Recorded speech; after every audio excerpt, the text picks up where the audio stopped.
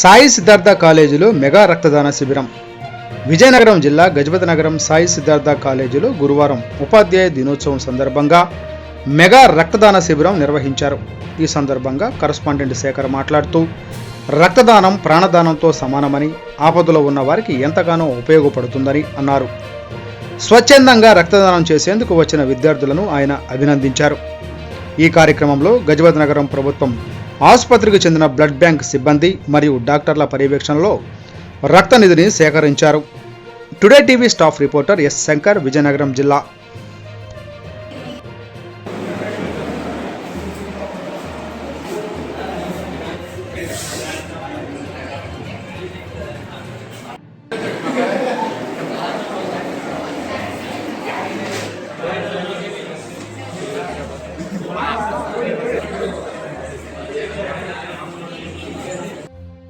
దినోత్సవం సందర్భంగా మన సాయి సిద్ధార్థ కళాశాలలోని రక్తదాన శిబిరాన్ని నిర్వహిస్తున్నాం. ఇందులోని మా స్టాఫ్, మా స్టూడెంట్స్, అబ్బాయిలు అమ్మాయిలు కూడా పాల్గొంటున్నారు.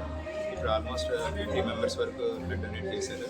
సో వాళ్ళంతటా వాళ్ళే ఇన్స్పైర్ అయ్యి, మేము ఎవరిని ప్రాపగేట్ చేయలేదు, వాళ్ళంతటా వాళ్ళే ఇన్స్పైర్ అయ్యి స్వచ్ఛందంగా రక్తదానం చేయడానికి వచ్చారు.